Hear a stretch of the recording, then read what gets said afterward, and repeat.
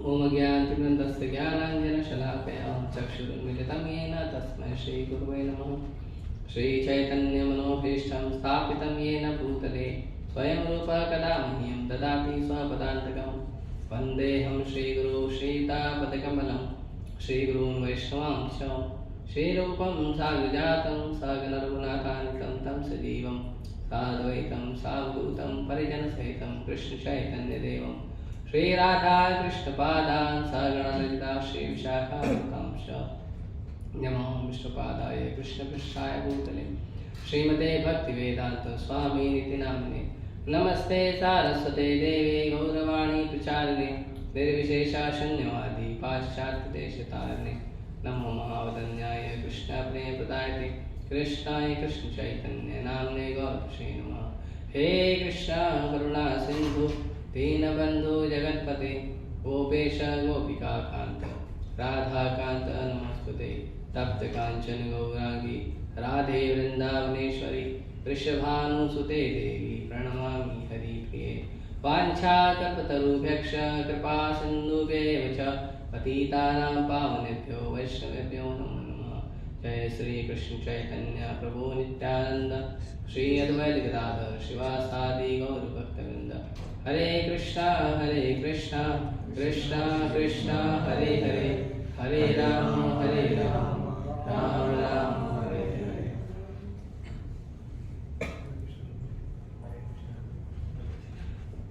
हरे कृष्णा। तो आज का विषय बड़ा रोचक है कि मनुष्य जीवन का जो है लक्ष्य क्या है, उद्देश्य क्या है ना। जैसे कोई व्यक्ति किसी स्कूल या कॉलेज में एडमिशन लेता है तो उसका लक्ष्य होता है, किसी का लक्ष्य होता है अच्छा नंबर लाना, अच्छे नंबर से पास होना है, किसी का लक्ष्य होता है पास हो जाना है, कम से कम डिग्री मिल जाए, नौकरी वोकरी में जरूरत पड़ेगा। तो ऐसे हर व्यक्ति का अलग अलग लक्ष्य होता है। तो मनुष्य जीवन का क्या लक्ष्य होता है ना, तो वो हम चर्चा करेंगे। उससे पहले हम ये समझने का प्रयास करेंगे कि मनुष्य जीवन है क्या। जब तक हमको पता नहीं चलेगा मनुष्य जीवन क्या है तो उसके लक्ष्य के बारे में चर्चा करके कोई मतलब नहीं है। सबसे पहले हमको समझना है मनुष्य जीवन क्या है।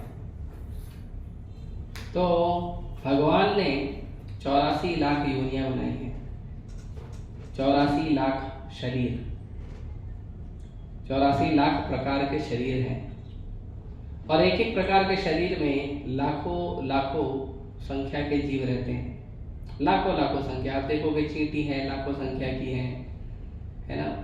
आप 4 पैर वाले जानवर देखोगे कई सारे हैं, उसमें भी एक एक जो जीव है जैसे शेर है, बाघ है, उसमें कई सारी वैरायटी है, उसमें भी लाखों की संख्या में है वो।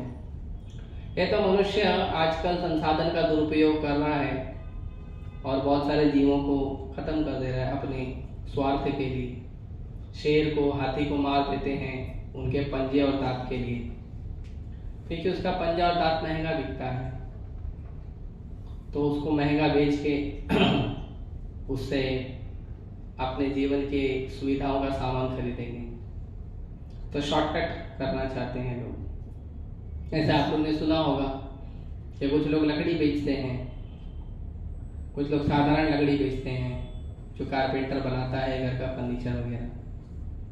कुछ लोग सागौन की लकड़ी बेचते हैं, अच्छी वाली, अच्छी क्वालिटी की, इसमें दीमक कम लगता है, पानी कम लगता है, अच्छी लकड़ी जो जल्दी सड़ती नहीं है, ज़्यादा सालों साल टिकी रहती है। कुछ लोग अच्छी लकड़ी बेचते हैं। लेकिन कुछ लोग शॉर्टकट मारना चाहते हैं, चंदन की लकड़ी बेचते हैं। चंदन की लकड़ी बहुत महंगी बिकती है। तो वैसे ही मानव समाज ने शॉर्टकट मारने के लिए बहुत सारे जीवों की हत्या की है, बहुत सारे जीवों की हत्या की है। और शॉर्टकट मार के वो सोचा कि मैं बहुत पैसे वाला बन जाऊंगा और बहुत पैसे वाला बन के समाज में दिखाऊंगा मेरे पास बड़ी गाड़ी है, बड़ा घर है, बड़ा बंगला है, बड़ा रुतबा है। तो ऐसे करके तो हर एक जो जीव है, हर एक जीव के एक जो प्रकार है, वो एक प्रकार में लाखों लाखों पॉपुलेशन है। मच्छरों का पॉपुलेशन बहुत सारा है, खटमल का पॉपुलेशन बहुत सारा है, छिपकली का बहुत सारा है, हाथी का बहुत सारा है, शेर का बहुत सारा है, सांप का बहुत सारा है, अजगर का बहुत सारा है ना। ऐसे आप गिनते जाओगे तो अनंत नाम है, अनंत नहीं है, कम से कम काउंटिंग है। तो ये काउंटिंग जो है 84 लाख है, और 84 लाख का जो वर्णन है वो कुछ इस तरह से करते हैं कि 9 लाख प्रकार के तो पानी के जीव होते हैं जो पानी में रहते हैं। प्रभुपाद जी एक बार एक वैज्ञानिक से पूछ रहे थे कि पानी में कितने प्रकार के जीव रहते हैं, तो उसने बताया कुछ 1000 प्रकार के जीव हमने पाए हैं। तो प्रभुपाद जी बोले तुमने पाया है वो मत बताओ, कितने हैं वो बताओ। डिफरेंस है ना, मुझे कितना प्राप्त हुआ है और संसार में कितना है, दोनों में डिफरेंस है ना। तो वैज्ञानिक कितना बताते हैं जितना उनको प्राप्त हुआ है, कितनी वैरायटी उन्होंने देखी है, उसका नाम रखा है, वो उतना ही बता सकते हैं, उससे ज्यादा नहीं बता पाएंगे। लेकिन भगवान ने कितना बनाया है, भगवान ने सृष्टि में कितना रखा है, वो उनको नहीं मालूम, क्योंकि कई सारे जो जीव हैं उन तक तो वो पहुंच भी नहीं पाए हैं, और कई सारे जीव हैं जिनको वो देख ही नहीं सकते। बहुत सारे जीव हैं जो साधारण आंखों से दिखते नहीं, बहुत सारे जीव हैं जो टेलीस्कोप से भी नहीं, माइक्रोस्कोप से भी नहीं दिखते हैं। जैसे आत्मा को वैज्ञानिक नहीं देख पाते हैं, इसके लिए वैज्ञानिक स्वीकार नहीं करते कि आत्मा नाम की कोई चीज होती है। क्यों वैज्ञानिक नहीं स्वीकार करते हैं, क्यों आत्मा को नहीं देख पाते हैं? क्योंकि आत्मा का साइज बहुत छोटा है, इतना छोटा है कि माइक्रोस्कोप सूक्ष्मदर्शी से वो दिख ही नहीं सकता। केशाग्र शतभाग शतधा कल्पितस्य वा, आप बाल लीजिए, बाल निकालिए, उस बाल का जो सबसे ऊपर का नोक है, उस सबसे ऊपर के नोक का 100 टुकड़ा करिए। पहले तो ऐसा कोई चाकू बना नहीं जो इतना टुकड़ा कर पाएगा, है ना। 100 टुकड़ा करिए, फिर वो जो 100 टुकड़े में से एक टुकड़ा उठाइए, फिर उसका 100 टुकड़ा करिए, तो वो जो एक टुकड़ा बचेगा 10,000वां हिस्सा, वो है आत्मा का साइज। वो भी लगभग है, एग्जैक्ट नहीं है, लगभग बाल के जो अग्रभाग है, बाल का जो कोना है, वो कोने के 10,000 टुकड़े के साइज का आत्मा है। आप बोलो वैज्ञानिक को कैसे पता लगे? ऐसा कोई सूक्ष्मदर्शी तैयार करिए, इस सूक्ष्मदर्शी से आप बाल के अग्रभाग के 10,000वें हिस्से की जितना छोटा जीव या छोटा सा कोई चीज आप देख सको। है ऐसा कोई यंत्र जो वैज्ञानिक लोग ने बनाया? नहीं बनाया, तो वो नहीं देख सकते। तो क्योंकि देख नहीं सकते तो मानते नहीं, देखेंगे तो मानेंगे ना, देख नहीं सकते तो मानेंगे नहीं। इसके लिए वैज्ञानिक लोग जिन चीजों को वो बेचारे देख नहीं पाते हैं, उन चीजों को वो मना कर देते हैं, नहीं नहीं ऐसा चीज होता ही नहीं।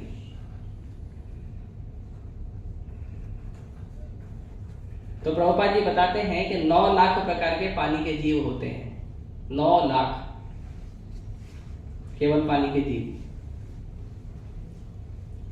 फिर उसके बाद 30 लाख प्रकार के 4 पैर वाले जानवर होते हैं, 30 लाख। और इसी तरह से कुछ 11 लाख हैं, कुछ 30 लाख हैं। पक्षी है, 20 लाख पक्षी हैं, 20 लाख प्रकार के पक्षी हैं। तो ऐसे कई सारे शरीर हैं, बहुत सारे शरीर हैं। तो बहुत सारे शरीरों की जो संख्या है बहुत सारी है। तो उसमें बताते हैं कि इसमें 4 लाख प्रकार के तो मनुष्य हैं। आप धरती पे देखोगे बहुत अलग अलग प्रांत हैं, अलग अलग प्रांत में अलग अलग भाषाएं बोली जाती है, अलग अलग खान पान है, अलग अलग प्रकार के चेहरे के लोग रहते हैं, अलग अलग लोगों का व्यवहार है। उसके बाद आप जाओ, देवता है, किन्नर है, राक्षस है, गंधर्व है, विद्याधर है। तो अलग अलग लोक भी हैं, तो अलग अलग लोकों के भी लोगों को मनुष्य ही कहा जाता है, वो भी मनुष्य ही होते हैं। They are super human. कुछ शक्तियां होती है उनको, कुछ शक्तियां दी जाती है बड़े काम करने के लिए, लेकिन वो मनुष्य की ही कैटेगरी में आते हैं। तो 4 लाख प्रकार के मनुष्य हैं। तो कैसे पता चलेगा कि 84 लाख में 4 लाख जो मनुष्य हैं, जिनको हम मनुष्य बोलते हैं, वो मनुष्य और बाकी 80 लाख के जो पशु हैं वो अलग है? वो कैसे बोलेंगे? कैसे पता चलेगा कि हम पशु नहीं हैं?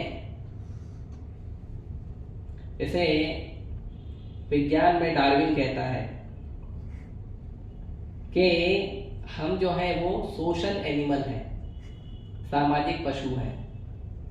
तो भी बेचारा पशु ही बोलता है, उसने मनुष्य नहीं बोला। मनुष्य जो है वो एक सामाजिक पशु है, समाज का ही पशु है। तो उसने मनुष्य नहीं बताया, क्योंकि मनुष्य के जो कैटेगरी है वो शायद विज्ञान की परिभाषा में है ही नहीं, इसीलिए वो बता ही नहीं पाता कि मनुष्य है कौन, मनुष्य कहा किसे जाता है। अगर आप किसी वैज्ञानिक को, किसी व्यक्ति को जाकर पूछोगे मनुष्य किसे कहा जाता है, तो बोलेगा 2 आंख, 2 कान, 1 नाक, 1 मुंह, 2 हाथ, 2 पैर, है ना, ऐसा मनुष्य होता है। तो बंदर के पास भी। तो इसीलिए डार्विन कहता है कि हम जो है वो बंदर की पैदाइश, बंदर के जनरेशन से मनुष्य आया है। लेकिन अगर बंदर के जनरेशन से मनुष्य आया है तो ऐसा कोई एक जीव होना चाहिए जो बंदर से मनुष्य के बीच में जो ट्रांसप्रोग्रेस है, वो ट्रांसप्रोग्रेस के बीच में बंदर से मनुष्य के बीच का एक कोई पशु होना चाहिए ना, कोई जीव होना चाहिए ना जो आधा बंदर है आधा मनुष्य है। ऐसा तो कोई है, या तो बंदर है या तो मनुष्य है। तो वैज्ञानिक आजकल के बता नहीं पाए हैं, इसीलिए वो ठीक व्याख्या नहीं कर पाते हैं। लेकिन महाभारत में भीष्म पितामह बताते हैं, वैदिक ज्ञान में हमको ये चीजें क्लियर मिलती है कि मनुष्य कौन है, पशु कौन है। तो कोई बोलेगा मनुष्य है वो जो जॉब करता है, रोटी कमाने के लिए प्रयास करता है, उसके पास थोड़ा बुद्धि है, वो मनुष्य है। तो ये प्रश्न होता है क्या जानवरों के पास बुद्धि नहीं है ना? जो शाकाहारी पशु हैं वो केवल घास खाते हैं, वो तो मांस खाते नहीं, उनके पास रग भी दोगे तो खाएंगे नहीं। कुछ पशु हैं उनका पर्टिकुलर खाना है, वही खाना खाते, सब खाना नहीं खाते, सब खाना नहीं खाते। ये तो शहरों में हम देखते हैं बहुत सारे पशु कुछ भी खा लेते हैं, क्योंकि क्या करें, भूखे हैं, शरीर में कुछ तो डालना है, इसके लिए खा लेते हैं। और अगर आप असली में जाके देखोगे, गांव में या जंगलों में जाके देखोगे, तो उनका जो खाना है वही खाते हैं, सब खाना नहीं खाते वो। तो उनको पता है ये खाना है, ये उनका पर्टिकुलर, तो बुद्धि है तभी ना वो भेद कर पाते हैं, ये मेरा खाना है, ये मेरा खाना नहीं है। बिना बुद्धि के कैसे भेद करेंगे? बुद्धि है, कुछ रंग, कुछ रूप, कुछ सुगंध, तो उसी से पता करता है ना ये हमारा खाना है, ये हमारा खाना नहीं है। इंसान जब सड़क पार करता है तो देखता है लेफ्ट राइट, कोई गाड़ी तो नहीं आ रही है, गाड़ी का स्पीड जज करता है देखकर, और फिर रोड पार करता है। तो आप देखेंगे पशु भी करते हैं, बिल्ली है, कुत्ता है, वो भी देखते हैं, इधर उधर देखते हैं, कोई गाड़ी तो नहीं आ रही है, उसके बाद पार करते हैं। तो बुद्धि तो है तभी तो इतना करते हैं, है ना। हमसे कोई कमजोर है, हमसे कोई शक्तिशाली है, बिना बुद्धि के तो पता नहीं चलेगा। बुद्धि है तभी तो पता चलेगा कि मेरे से कोई कमजोर है, मेरे से कोई शक्तिशाली है। तो पशुओं में भी होते हैं, कोई मेरे से ज्यादा खूबसूरत है, कोई मेरे से कम खूबसूरत है। तो बिना बुद्धि के ये सब कैसे करेंगे? Discrimination can be done with the intelligence. जो भेद है वो व्यक्ति कब कर पाता है? जब बुद्धि हो। बिना बुद्धि के तो भेद करेगा नहीं। तो बुद्धि है इसलिए भेद कर पाता है। तो फिर कैसे पता चलेगा मनुष्य कौन है, पशु कौन है? फिर कैसे पता चलेगा? तो भीष्म पितामह कहते हैं कि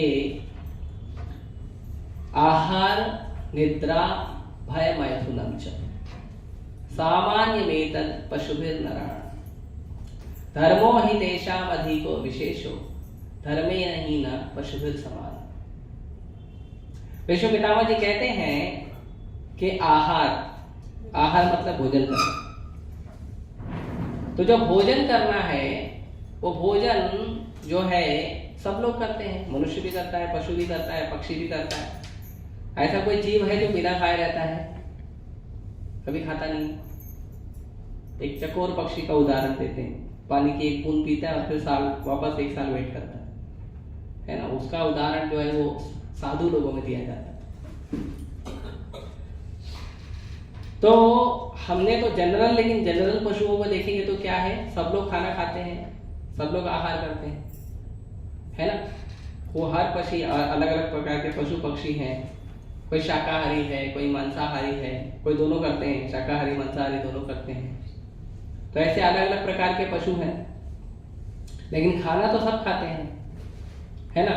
और सबका खाने का तरीका अलग है, कोई लिक्विड लेता है, कोई सॉलिड लेता है, कोई सब कुछ लेता है ना। खाना तो सब खाते हैं, लेकिन सबको आहार चाहिए, निद्रा, सोते भी सब है। एक पक्षी है जो पेड़ पर उल्टा लटकता है, लेकिन भगवान ने उसको ऐसी शक्ति दी है कि वो उल्टा लटक कर भी सो लेता है। इसके लिए एक संत कहते हैं कि भगवान पे हमेशा विश्वास रहना चाहिए, क्योंकि जो भगवान पेड़ पर रात में सोते हुए पक्षी को गिरने नहीं देते हैं, वो आपको क्यों गिरने देंगे? पक्षी सोते रहता है, उसको थोड़ी पता कहाँ करवट ले रहा है, क्या कर रहा है, गिरता नहीं है रात को। जो उसको भी संभाले रखे वो हमको क्यों नहीं संभालेंगे? तो पक्षी सोते हैं, पशु सोते हैं, रेंगने वाले कीड़े, सांप, बिच्छू, जो रेंगने वाले, जमीन पर रेंगने वाले बहुत सारे होते हैं, वो भी सोते हैं। सोते सब हैं, सबको नींद आती है, निद्रा, भय, डर भी सबको लगता है, डर सबको लगता है। केवल भगवान को डर नहीं लगता है, क्योंकि डर भगवान से डरता है। डर जो है भगवान से डरता है, इसीलिए भगवान को डर नहीं लगता है। इसके लिए भगवान का एक नाम है अभय। भगवान का एक नाम है अभय। और जो भगवान की शरण लेता है, भगवान के चरण की शरण लेता है, उसको कहते हैं अभय चरणारविंद। इसके लिए प्रभुपाद जी का एक नाम है अभय चरणारविंद। तो इसके लिए भगवान को भय नहीं होता है, और जो अभय भगवान की शरण लेते हैं उसको भय नहीं होता है। इसके लिए जो भगवान की शरण ले लेते हैं वो चले जाते हैं जंगल में बिना डरे। कोई शेर है, कोई बाघ है, कोई बिच्छू है, कोई सांप है, क्या फर्क पड़ता है? प्रभु की इच्छा होगी तो शरीर जाएगा, नहीं इच्छा होगी तो नहीं जाएगा, बस चले जाते हैं, बैठ के भजन करते हैं। हम लोगों को तो गलती से दिख गया, कभी कभी चिड़ियाघर में जाते हैं ना लोग, तो कांच लगा रहता है बीच में, तो शेर अटैक करता है। कभी कभी कांच मोटा रहता है कि ताकि शेर जो है देख सके लेकिन अटैक ना कर सके, तो अटैक करता है। कभी कभी शेर ऐसा जंप मारता है कांच के ऊपर, तो आधे लोग भाग जाते हैं उधर से, उसको लगता है अभी आ जाएगा मेरे ऊपर। तो भय तो बहुत लगता है, लेकिन साधुओं में ऐसा अभय होता है कि शेर सामने भी आ जाता है, बाजू में भी बैठे रहता है, कोई टेंशन, उसको भी हरे कृष्ण जप कराते हैं, chant Hare Krishna and be happy. Prabhupada ji Vrindavan का उदाहरण देते हैं। वृंदावन एक ऐसी जगह है जहां पे आपस में पशु भी द्वेष नहीं करते हैं। प्रभुपाद जी बताते हैं वृंदावन एक ऐसी जगह है जहां पे साधु भजन करने जाते हैं, और शेर भी अगर रहते हैं तो उसको भी पाल कर रखते हैं, और शेर को बोलते हैं थोड़ा सा दूध पियो और शांति से रहो। ये वृंदावन भगवान का धाम। एक्चुअली में ऐसा होता था कि जो हिंसक पशु भी हैं वो भी हिंसा नहीं करते थे। देखिए भय नहीं है ना हृदय में भय होगा तब व्यक्ति हिंसा करता है। इसीलिए प्रभुपाद जी ने जो 4 नियम दिए हैं वो 4 नियम के सिद्धांत हैं। मैं चारों नियम बताता हूँ, उसके सिद्धांत बताता हूँ, उसके बाद आगे बढ़ेंगे। तो हमारे 4 नियम हैं, हमारे मतलब वैदिक 4 नियम हैं। यदि किसी व्यक्ति को मनुष्य बनना है, क्या बनना है? मनुष्य। पशु से मनुष्य बनना है। पशु का अभी तो जन्म तो लिया ऐसे ही, है ना, पशु की तरह आहार निद्रा भय मैथुन सब है। लेकिन अगर उसको मनुष्य का स्वभाव प्राप्त करना है तो उसको 4 नियम पालन करने पड़ते हैं। पहला है किसी भी प्रकार का मांसाहार नहीं करना, जो तमोगुणी आहार होते हैं। मांसाहार मतलब तमोगुणी आहार, जैसे मांस है, अंडा है, मछली है। कांदा लहसुन भी तमोगुणी आहार है, हालांकि है शाकाहारी लेकिन है तमोगुणी। जैसे जितने भी आहार हैं, सब्जियां हैं, फल हैं, उसमें कुछ न कुछ, फल तो सब सतोगुणी होते हैं, लेकिन सब्जियों में या दलहन में एक आध चीज 2 चीज जो है वो तमोगुणी है। तो जो सब्जियों में जो कांदा और लहसुन है ये तमोगुणी आहार है। जो व्यक्ति इसे खाता है, जो व्यक्ति इसका आहार लेता है, वो व्यक्ति के चेतना में तमोगुण आता है, वो व्यक्ति का चेतना तमोगुणी हो जाता है। इसीलिए तो तमोगुण का लक्षण है काम, क्रोध, लोभ। तो ये जो 3 गुण है तमोगुण का, काम, क्रोध, लोभ, ये जो 3 गुण है, ये 3 गुण उस व्यक्ति के अंदर आपको दिखेगा जो तमोगुणी आहार करता है। इसीलिए मना किया गया है कि तमोगुणी आहार नहीं करना चाहिए। तो पहला नियम है कि मांसाहार नहीं करना चाहिए। तो मांसाहार तमोगुणी है और तमोगुणी आहार नहीं लेना चाहिए।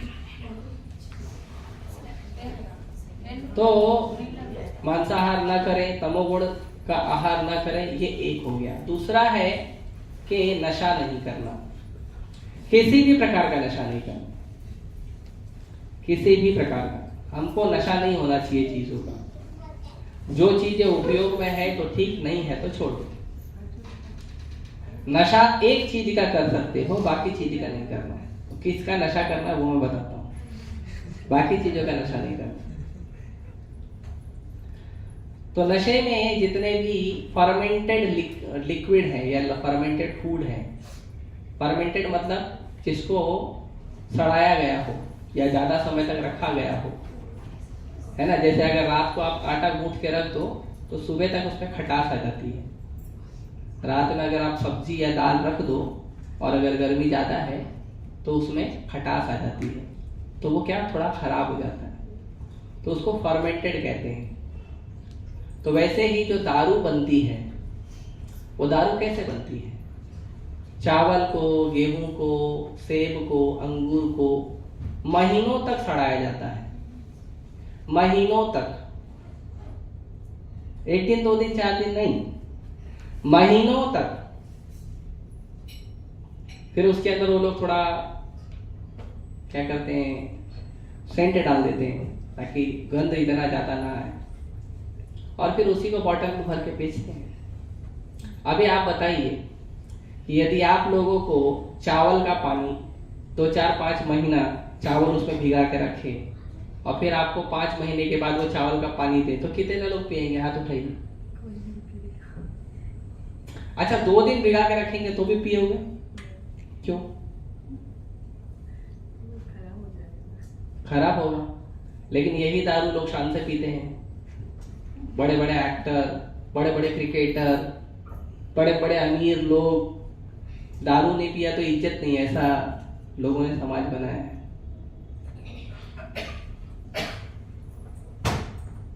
सोचिए कितना बेकार बुद्धि है कि सड़ा हुआ पानी पीना लोग शान समझते हैं, और जो ताजा पानी आता है नदियों में, लोग बोलते नहीं वो फिल्टर्ड नहीं है। ताजा पानी फिल्टर नहीं है इसके लिए नहीं पिएंगे, लेकिन सड़ा हुआ पानी खरीद के 1000, 2-2 5-5 हजार रुपए लीटर खरीद के पिएंगे। वो शैंपेन कितने का आता है एक बोतल? किसी को पता है? नहीं पता, नहीं आता होगा। 10-12 हजार 15 हजार का कुछ आता है एक बोतल, पता ही। वो क्रिकेटर लोग ऐसे उड़ा के दिखाते हैं, चैंपियन बनते हैं तो, है ना, कोई ट्रॉफी जीत जाते हैं तो ऐसे उड़ा के दिखाते हैं, और दिखाते हैं बड़ी शान की चीज है। लेकिन क्या आप कर रहे हो, किस चीज से खेल रहे हो? होली का पानी अगर खेलोगे तो पानी बर्बाद हो रहा है, और 15,000 रुपए का 1 लीटर पानी खरीद के और उसको हिला के ऐसे उड़ा के फेंक दिया, वो बर्बादी नहीं। ऐसे तो बुद्धिमान लोग समाज में हैं, अगर इनको बुद्धिमान कहेंगे तो भगवान करे मुझे हर जन्म में बेवकूफ ही बनाए। मुझे बुद्धिमान नहीं बनना, मुझे कभी ऐसा बुद्धिमान नहीं बनना जो प्रकृति के संसाधन को बर्बाद करे और अपने आप को बुद्धिमान बोले। ऐसा बुद्धिमान ना बना। भगवान भले पगला बना, हरे कृष्णा जप करते रहे, जिंदगी भर चलेगा। ऐसा बुद्धिमान नहीं बनना, ऐसा पढ़ा लिखा नहीं बनना। और ऐसे लोगों को अपना आइडल मानते हैं। मेरा फेवरेट क्रिकेटर है, मेरा फेवरेट स्पोर्ट्स स्टार है, मेरा फेवरेट हीरो है, हीरोइन है। अरे लेकिन वो नशा करता है, नहीं वो हमारा फेवरेट है। बताइए, ऐसा समाज है। तो नशा किसी प्रकार का नहीं करना। पहला है मांसाहार नहीं करना, दूसरा है नशा नहीं करना। 2 हो गया। तीसरा है जुआ सट्टा नहीं खेलना, मतलब शॉर्टकट नहीं लेना चाहिए लाइफ में, मेहनत से कमाई। जुआ खेलना, मटका खेलना, सट्टा करना, ये क्या है? शॉर्टकट है ना। इवन न्यूज़पेपर में भी आता है सुडोकू, मालूम है आपको? न्यूज़पेपर सुडोकू खेलिए 500 रुपए जीतिए, आता है वो। ऑलमोस्ट सारे न्यूज़पेपर में आता है, कोई ऐसा न्यूज़पेपर नहीं है जिसमें वो देता नहीं है। और बच्चे लोग आजकल मोबाइल गेम भी खेलते हैं, ये गेम खेलो तो ये जीतो, वो जीतो, पॉइंट जीतो, फिर अगला गेम खेलोगे। तो किसी भी प्रकार का गैम्बलिंग नहीं करना, शॉर्टकट नहीं लेना लाइफ।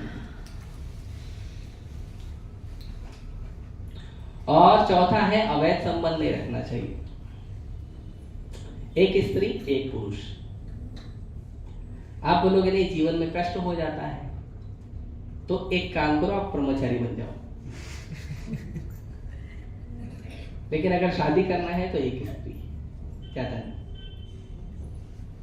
तो ये, और शादी किया उतना ही रहना चाहिए। एक्स्ट्रा मैरिटल का कॉन्सेप्ट नहीं है वैदिक लाइफ में। अब ये जो 4 चीजें दी हैं, इसके हम आपको फायदे बताते हैं। पता होना चाहिए ना फायदा क्या है। तो फायदा ही नहीं पता तो फिर क्यों करें, है ना। लोगों को बोलो चलो मूवी देखने चलते, तो पूछते नहीं क्या फायदा होगा, पूछते हैं चलो मजा मिलेगा। पैसा वेस्ट करके आते हैं, टिकट का भी पॉपकॉर्न का भी। वो 10 रुपए का पॉपकॉर्न जो आपको मिल जाएगा सड़क पर, वो लोग 300-400 रुपए का बेचते हैं कैरामल डाल के। 5 रुपए का कैरामल डाल देते हैं उसमें, 400 रुपए लोग। अब क्योंकि टीवी देखना है तो खाएंगे बैठ। तो वहां जाके लोग पूछते नहीं क्या बेनिफिट है। भगवान को मत मानो, ठीक है, नहीं मानने से क्या बेनिफिट है वो नहीं पूछते। लेकिन किसी को बोलो हरे कृष्णा जप करो तो पूछते हैं क्या बेनिफिट मिलेगा, क्या फायदा मिलेगा। किसी को कुछ बोलो गीता पढ़ो तो पूछते हैं क्या फायदा मिलेगा। तो ये जो 4 नियम है इसके फायदे हैं। तो पहला नियम क्या बोला? मांस नहीं खाना। तो जो व्यक्ति मांस खाता है, तमोगुणी आहार लेता है, उसके हृदय से दया खत्म हो जाती है। वो व्यक्ति किसी भी व्यक्ति को दया नहीं कर सकता। आप देखिए जो भी व्यक्ति मांसाहार करते हैं उनके हृदय में दया नहीं रहती है। मार काट करना उनके लिए बड़ी बात नहीं रहती कोई व्यक्ति। अब इसमें आप धर्म और पंथ मत लाइए। आप जो व्यक्ति को देखेंगे कि जो व्यक्ति मांसाहार करता है, आप उसके जीवनचर्या को देख लीजिए, उसके जीवनचर्या में दया नाम की चीज नहीं। और काम, क्रोध और लोभ, ये 3 तो उसके जीवन में कूट कूट के भरा रहेगा, बहुत रहेगा। वो बहुत कामी भी रहेगा और क्रोध भी एकदम शेर की तरह करने का उसका इच्छा होगा, और लालची भी बहुत रहेगा। क्या मिले तो संग्रह कर लो, क्या मिले तो संग्रह कर लो। ये 3 गुण उस व्यक्ति में दिखेंगे जो व्यक्ति मांस खाता है। तो यदि किसी को ये 3 गुण चाहिए फ्री ऑफ कॉस्ट, तो वो नॉनवेज खा सकता है। लेकिन ये बहुत बड़ा दुख है जीवन में।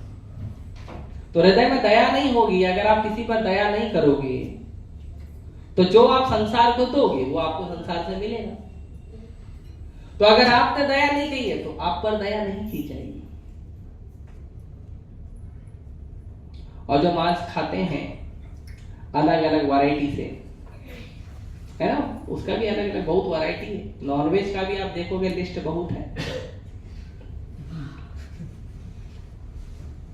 नॉनवेज एक ऐसी चीज है, जीते जी उन जानवरों के नाम नहीं पढ़ते हैं, मरने के बाद उन जानवरों के नाम पढ़ते हैं, है ना। कभी पनीर से जोड़ देंगे, कभी मसाले से जोड़ देंगे, कभी टिक्का से जोड़ देंगे, बहुत सारे नाम रखते हैं, है ना।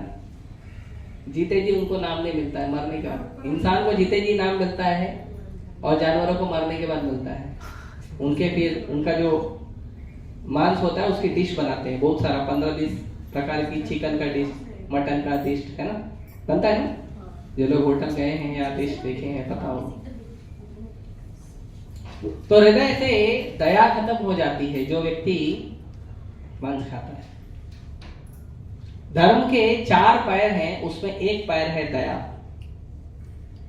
तो यदि कोई व्यक्ति मांस खाता है तो उस व्यक्ति को अपने जीवन में उसके ऊपर कोई दया करे, ये एक्सपेक्टेशन नहीं रखनी चाहिए कि आपको कोई दया करेगा, कोई नहीं करेगा। कहीं मिल गई गलती से आपके कर्मानुसार तो बात अलग है, लेकिन आप दया नहीं कर रहे हो तो आपको दया नहीं मिलेगी। दूसरा क्या है? नशा करना। तो जो व्यक्ति नशा करता है वो व्यक्ति तपस्या नहीं कर सकता। भारत के लोग तपस्या करने वाले थे, इसीलिए जब देखा अंग्रेजों ने कि भारत के लोग तपस्या करते हैं, छोटे से छोटा आदमी, शूद्र से शूद्र, मनुष्य से मनुष्य, चंडाल से चंडाल, सब हरे कृष्णा मंत्र जप करते हैं, सब तपस्या करते हैं। और इनके पास, भारत के पास जो सबसे बड़ा पावर है, जो अमेरिका, लंदन, जापान, दुनिया की जितनी सारे बड़े बड़े पावर हैं, इन सारे पावरों में जो भारत में सबसे बड़ा पावर है वह है प्रार्थना का पावर, भगवान की भक्ति का पावर।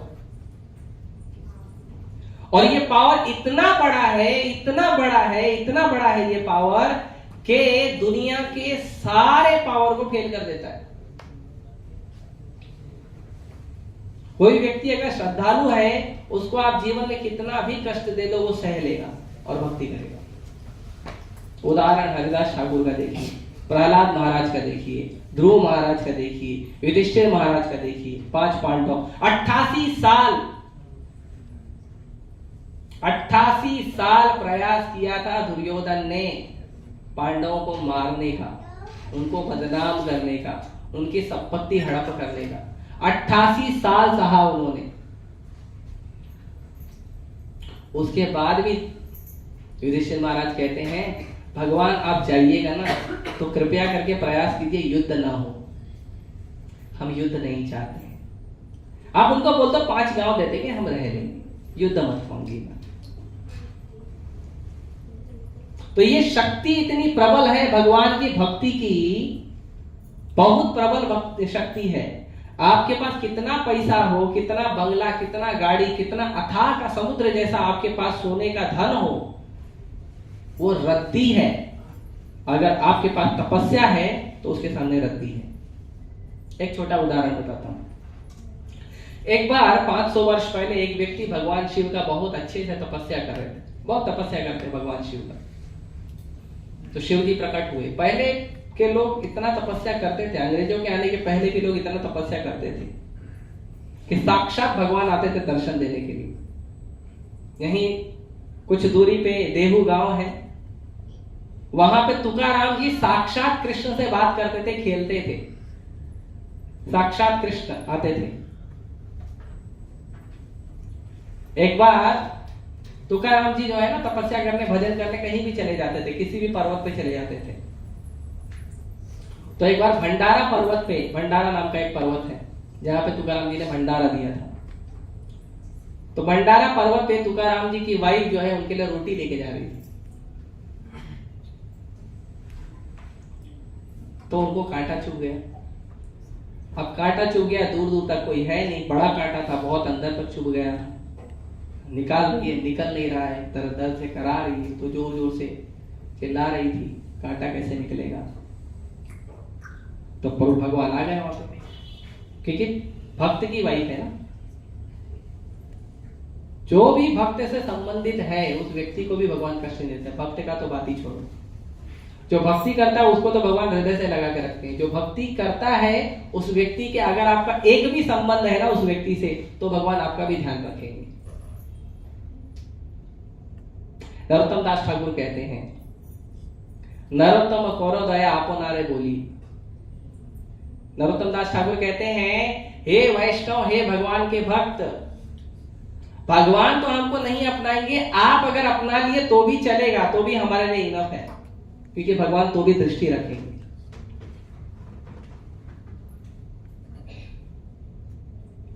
तो माता जो है वो डर से करा रही थी, भगवान प्रकट हो गए। तो भगवान गए और माता से परमिशन लिए, माता आपको क्या हुआ है? तो बोले पैर में कांटा लग गया। मैं निकाल दूं? निकाल दूं। तो जब कांटा चुभता है तो जब तक पैर में रहता तब भी दर्द करता है, जब निकालते हैं तब भी दर्द करता है, निकालने के बाद भी दर्द करता है, क्योंकि ज्यादा गहरा घाव किया रहता है, दर्द करता है। तो भगवान ने क्या किया, अपने कोमल हाथों से भगवान ने निकाला। अब भगवान निकालेंगे तो दर्द क्यों होगा? तो दर्द है नहीं। तो माता ने बोली निकाला कि नहीं निकाला? ये देखो निकाल दिया। तो माता बोली कैसे निकाला, बिल्कुल दर्द नहीं हुआ? बोले मालूम नहीं, मैं तो निकाल लिया। बोले ठीक है। फिर माता ने पूछा तेरा नाम क्या है? तो भगवान ने कहा मेरा नाम है विट्ठल। अब विट्ठल नाम सुनते ही माता का पारा चढ़ गया 7वें आसमान, क्योंकि उनका पति भजन करके इधर उधर भटकता था, जॉब वॉब करता नहीं था। तो माता को गुस्सा आया था भगवान के ऊपर कि ये विट्ठल का भक्ति करता है तो जॉब नहीं करता, तो विट्ठल पे बड़ा गुस्सा होती थी। माता चप्पल निकाली और मारी भागने के लिए, कहा है चलो, चप्पल नहीं कुछ तो भी उठाई, चप्पल होती तो क्यों पैर में चुभता। कुछ पत्थर उठाई और दौड़ी भगवान को मारने के लिए। भगवान गए और तुकाराम जी को पकड़ लिया जाके। तो तुकाराम जी बोले क्यों भाग रहे हो? तो बोले तुम्हारी बीवी पीछे पड़ी है। और तुकाराम जी बोले ठीक है बैठो, यहाँ पे बैठो, शांति से बैठो, मैं बात करता हूँ। ऐसे भगवान भक्तों से बड़ा प्रेम करते हैं। तो 300 साल पहले भी लोग भगवान प्रकट होते थे, शिव जी प्रकट होते थे। ये कलयुग की जो स्टोरी है, बैजूनाथ, भीमाशंकर, ये सब कलयुग की स्टोरी है। शिव जी प्रकट हुए हैं। अब कोई तपस्या ही नहीं करता तो भगवान क्यों आएंगे? अरे भाई बुलाओगे तो आएंगे, बार बार कॉल करना पड़ेगा, बुलाना पड़ेगा, रिक्वेस्ट करना पड़ेगा, तब तो कोई बड़ा आदमी आता है ना। अब भगवान से बड़ा कौन होगा? तो उनके लिए तपस्या करना पड़ेगा, भक्ति करना पड़ेगा, तब ना आएंगे।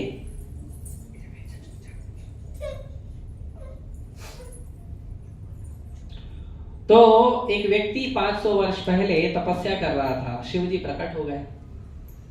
वो व्यक्ति बोला कि शिव जी मुझे बहुत बड़ा और बहुत कीमती कोई वस्तु चाहिए, आप ऐसा आशीर्वाद दो कि वो एक कीमती वस्तु मुझे प्राप्त हो जाए। शिव जी बोले ठीक है। तो शिव जी बोले आप जाइए यमुना किनारे, सनातन गोस्वामी रहते हैं वृंदावन में, आप वहां जाइए। सनातन गोस्वामी के पास बहुत ही कीमती वस्तु रखी है, आप जाइए उनसे मांगिए, वो आपको दे देंगे। बोले कीमती है तो क्यों देंगे? बोले क्योंकि वो दे देंगे, वो बड़े दयालु है, वो साधु है, साधु दे देता है। साधु अपने पास कुछ रखता नहीं है, साधु एकदम निर्मल होता है। यहां से लिया यहां खत्म। आज आप मुझे 1 करोड़ रुपए डोनेशन दो, कल वापस मैं भिखारी रहूंगा। क्यों, किधर गया सब इस्कॉन में डोनेशन? हम क्या करेंगे रख के? हमको पालने वाले लक्ष्मीपति हैं, तो लक्ष्मी जो दिया आपने किसका है? मेरा थोड़ी। लक्ष्मी किसकी है? नारायण की। गई नारायण के पास, उनकी सेवा में लग जाएगी, हम क्या करेंगे लक्ष्मी देकर? तो बोले ठीक है। गए वो, बड़े खुशी खुशी शिव जी ने दर्शन दिया, उसका भी रोमांच था, और बड़े खुशी खुशी गए वो क्या करने के लिए? सनातन गोस्वामी के पास सबसे कीमती वस्तु प्राप्त करने के लिए। सनातन गोस्वामी के पास गए, प्रणाम किए और उनको बोले कि मैं शिव जी का दर्शन करके आया हूं, और शिव जी ने को मैंने सबसे कीमती वस्तु मांगी थी, उन्होंने कहा आपके पास है, तो क्या मुझे मिल सकता है? हाँ मिल सकता है, क्यों नहीं मिलेगी? तो कहाँ है वो कीमती वस्तु, आप दीजिए। तो सनातन गोस्वामी ने क्या बोला, वहां आप जाइए, वहां पे मैंने झाड़ू मार के कचरा रखा है, वो कचरे में एक पत्थर है, वो पत्थर पारस पत्थर है। पारस पत्थर जानते हैं ना? सुना होगा थोड़ा उसके बारे में। पारस पत्थर अगर किसी लोहे को स्पर्श करो तो लोहा सोना हो जाता है। अभी इससे ज्यादा कीमती क्या मिलेगा कलयुग में।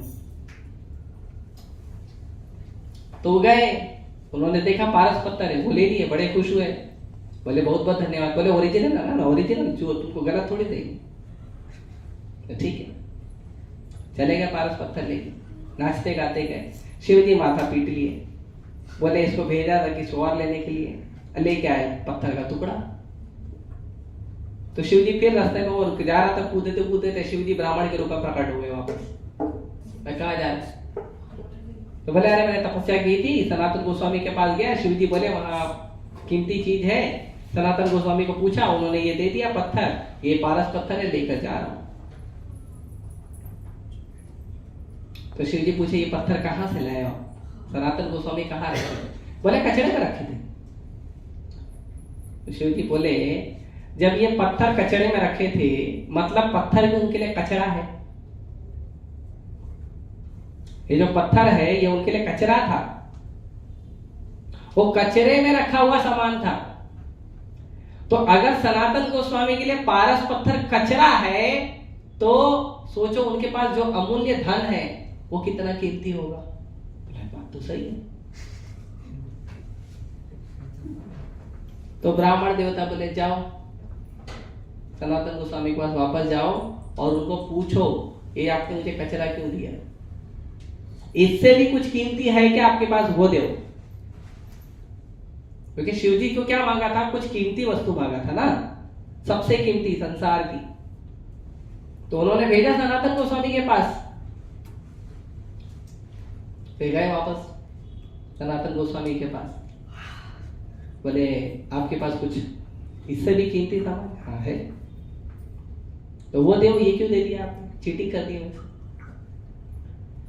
तो सनातन गोस्वामी कहे कि उसको प्राप्त करने के लिए तुमको इसको यमुना में ले जाके फेंकना पड़ेगा। अगर तुम इसको ले जाके यमुना में फेंक दोगे तो मैं आपको इससे भी कीमती चीज दूंगा। तो श्रद्धा थी, तपस्या किया वो आदमी, श्रद्धालु, तो चले गए। तो उन्होंने यमुना में पत्थर फेंक दिया, पारस पत्थर। सनातन गोस्वामी को आए, दंडवत किए, बोले अब दीजिए। तो सनातन गोस्वामी ने मालूम है क्या दिया, उनको एक माला दिया जप करने के लिए, और बोले अभी आप जप करिए, हरे कृष्णा कृष्णा कृष्णा हरे हरे राम राम राम हरे हरे। इससे ज्यादा कीमती चीज संसार में कहीं नहीं है। क्योंकि आप संसार में मेहनत करके कीमती करके कितना भी धन जमा कर लोगे, कितना भी लक्ष्मी जमा कर लोगे, ये नाम आपको नारायण देगा, ये नाम आपको भगवान देगा। और लक्ष्मी क्या है, भगवान की अर्धांगिनी, तो क्या कमी है आपको। सबसे ज्यादा कीमती है भगवान का नाम, उससे ज्यादा कीमती पूरी सृष्टि में कुछ नहीं है। शिवाजी महाराज आए थे तुकाराम महाराज के पास, बहुत सारे सोने चांदी माणिक्य लेकर भेजे थे, बोले तुकाराम जी हमारे गुरु हैं, उनकी सेवा में लगाइए। तुकाराम जी के पास आए, तुकाराम जी बोले ये मिट्टी मैं क्या करूंगा लेके, मुझे नहीं चाहिए, मेरे लिए भगवान का नाम काफी है। तो तीसरा जो सबसे महत्वपूर्ण है, तीसरा कि दूसरा ना, तीसरा नहीं दूसरा है, नहीं तीसरा है, एक मांस और एक मांस और एक दूसरा ही बोला ना, नशा। अच्छा ठीक है। तो जो नशा करना है, नशे करने से क्या होता है, तपस्या बंद होती है। अंग्रेज लोग इसीलिए जबरदस्ती हम लोगों को चाय और कॉफी की आदत लगाए, क्योंकि जब भारत का हर व्यक्ति नशा करेगा तो भजन नहीं करेगा, तपस्या नहीं करेगा, और जब भजन नहीं करेगा तो अपना सारा शक्ति खो देगा। आज रिजल्ट देख रहे हैं सब लोग सामने, देखो घर घर में चाय पी रहे हैं, कॉफी पी रहे हैं, दारू पी रहे हैं, नशा कर रहे हैं, भक्ति कोई नहीं कर रहा। साथ में बैठ के, साथ में क्या, महफिल जमती है, माहौल बनता है। आजकल तो शादियों में भी पूछा जाता है कौन सा ब्रांड मंगाएगा, उसके बाद लोग शादी में आते हैं, है ना। कुछ प्रोफेशनल लोगों को पता होगा, बड़े बड़े लोग करते हैं ऐसा, गरीब लोग तो उतना करते हैं। गरीब लोग भी अपना ब्रांड लेके रखेंगे। गरीबों का अलग ब्रांड है, अमीरों का अलग ब्रांड है। तो तपस्या, जो व्यक्ति तपस्या करता है उस व्यक्ति को नशा नहीं करना चाहिए। इसके लिए इस्कॉन में चाय और कॉफी भी मना है। ठीक है, क्या क्या हो गया? मांसाहार हो गया, और गैम्बलिंग, मांसाहार और ये नशा, दो ही हुआ। तीसरा गैम्बलिंग, जुआ सट्टा, गैम्बलिंग। तो जो व्यक्ति गैम्बलिंग करता है वो व्यक्ति कभी सच नहीं बोलेगा, कभी सच नहीं बोलेगा, हमेशा झूठ बोलेगा। किससे झूठ बोलेगा? सबसे झूठ बोलेगा। मांस खाएगा तो दया नहीं करेगा, नशा करेगा तो तपस्या नहीं कर सकता, और अगर वो गैम्बलिंग करता है, जुआ सट्टा खेलता है, शॉर्टकट लेता है लाइफ में, तो वो कभी सच नहीं बोलेगा, झूठ बोलेगा, हमेशा झूठ बोलेगा। आप पता कर लो, जो भी व्यक्ति लगाते हैं लॉटरी में, लॉटरी लगाते हैं, लॉटरी का नाम भी लिख दिया, महालक्ष्मी लॉटरी, मैया का नाम भी खराब करते हो। राजेश्वरी लॉटरी, श्री गणेश लॉटरी, अरे उनको भगवान का नाम ही मिला क्या? ठीक है, चलो भगवान का नाम तो जब करेंगे इसी बहाने। तो जो व्यक्ति शॉर्टकट लेता है लाइफ में वो झूठ बोलेगा, वो सच नहीं बोलेगा। तो भक्ति में सत्य सबसे इंपॉर्टेंट है। ब्राह्मण का सबसे पहला गुण है सत्य। सत्य, क्षमा, दमा, तपा, शौचम, इसमें सबसे पहला गुण है ब्राह्मण मतलब सच बोलने वाला। भले कड़वा है, बोलेगा, चुप नहीं रहेगा।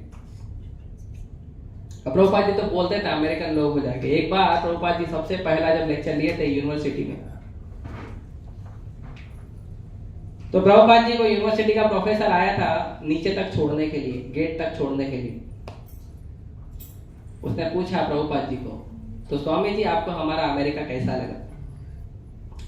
तो प्रभुपाद जी ने कहा अमेरिका जो है नरक जैसा है, America is like a hello. तो शौक लगा, रे पहली बार आया, पहला लेक्चर दिया, डायरेक्ट नरक बोल दिया, ऐसा क्यों बोल रहे हैं आप? तो प्रभुपाद जी ने कहा कि जो स्वर्ग होता है या जो धरती होता है उसमें जो पेड़ पौधे लगाते हैं लोग, फल और फूल वाला लगाते हैं। नरक में जो पेड़ और पौधे होते हैं उसमें फल फूल नहीं लगते हैं। और आप देखिए आपकी सड़क पे लाइन से ना कोई फल का पेड़ है ना कोई फूल का पेड़ है। पूरी अमेरिका ऐसी भरी हुई है। क्या कहेंगे?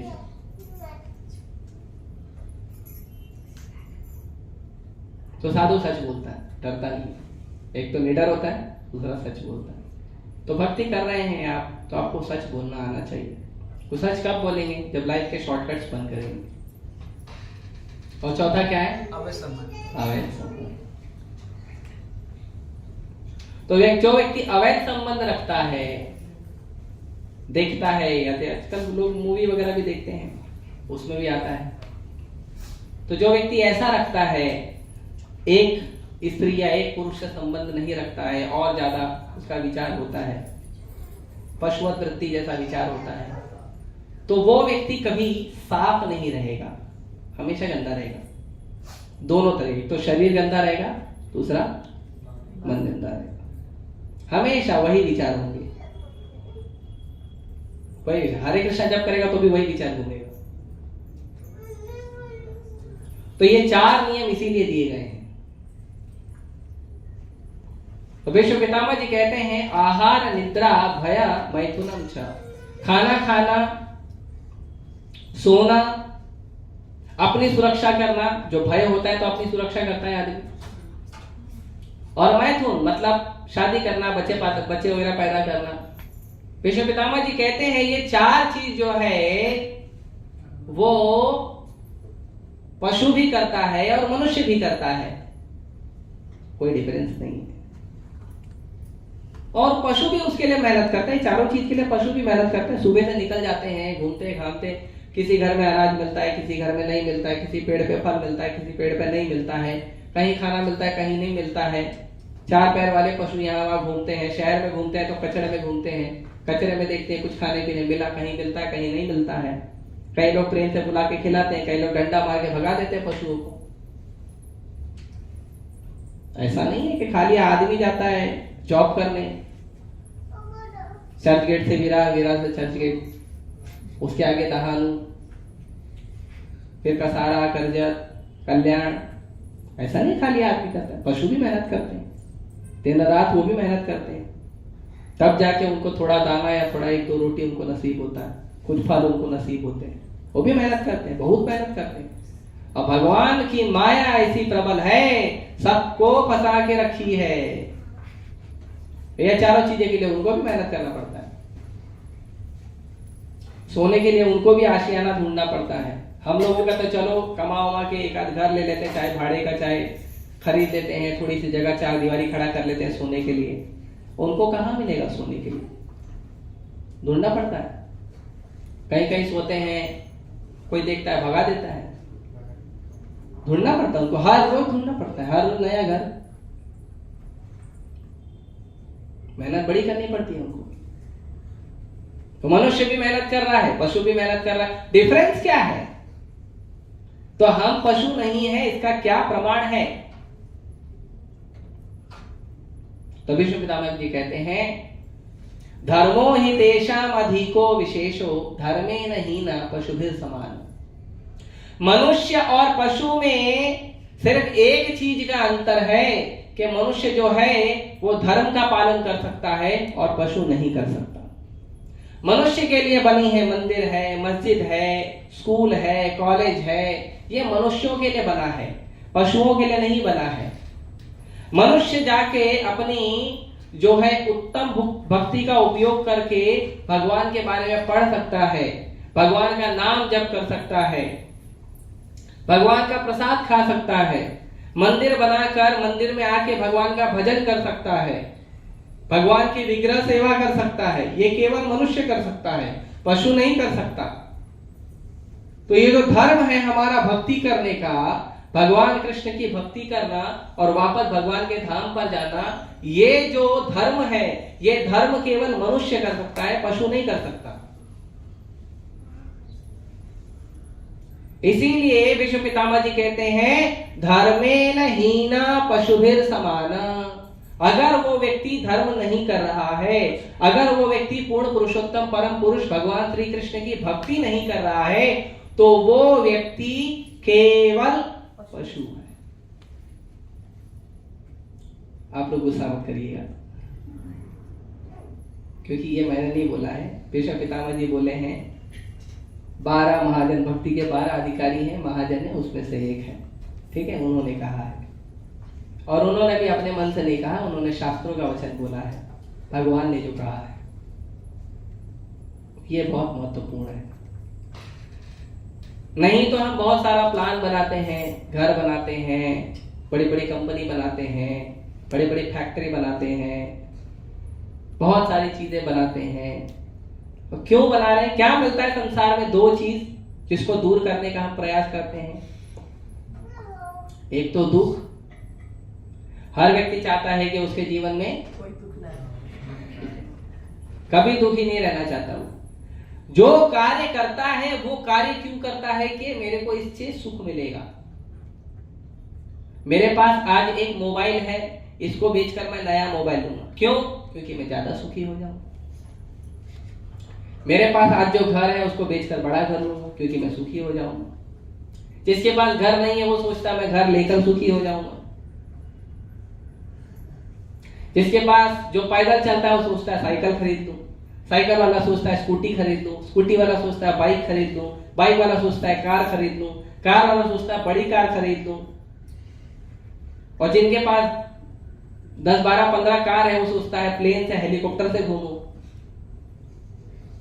तो हर आदमी सोचता है नई नई सुविधाएं बनाए ताकि जीवन में सुख आए, हम सुखी हो जाए। मिलता है? प्रयास करते हैं सुख प्राप्त करने का, मिलता दुख है।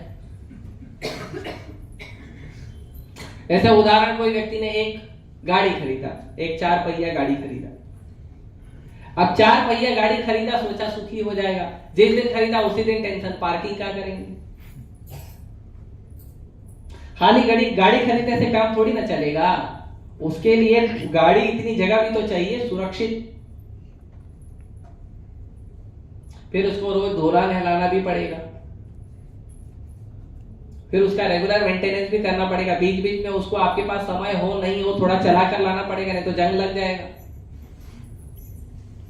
फिर उसका रेगुलर पेट्रोल भी भरना पड़ेगा, फिर गाड़ी का बीमा बनाना पड़ेगा, फिर सड़क के जो नियम है उसके जो लाइसेंस वगैरह जो भी बनाने होते हैं वो बनाना पड़ेगा, फिर टोल टैक्स का नियम बनाना पड़ेगा। टोल टैक्स का जो भी नियम है उसके अनुसार रहना पड़ेगा। या तो आप टोल टैक्स भरो चलते चलते, या तो फास्ट टैग लगाओ ताकि टोल टैक्स अपने आप कट जाए। तो गाड़ी खरीदा किस लिए? सुखी हो जाऊंगा।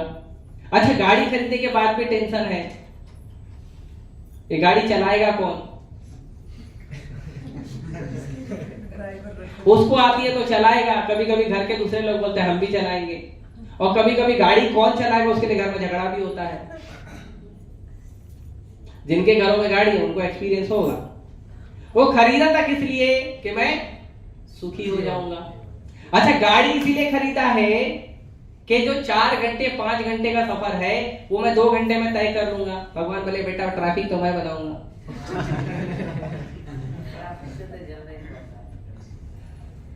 तो हम देखते हैं कि जो 1 घंटे का सफर है, जो 1 घंटे का सफर है, स्पेशली यहां से तो थाने का सफर है, पवई होते हुए जो रास्ता जाता है, वो जो सफर है वो ज्यादा नहीं है, 1.5 पौने 2 घंटे का सफर है। अगर रास्ता पूरा क्लीन है तो 1.25 घंटे में आप गाड़ी तेज दौड़ा के पहुंच जाओगे।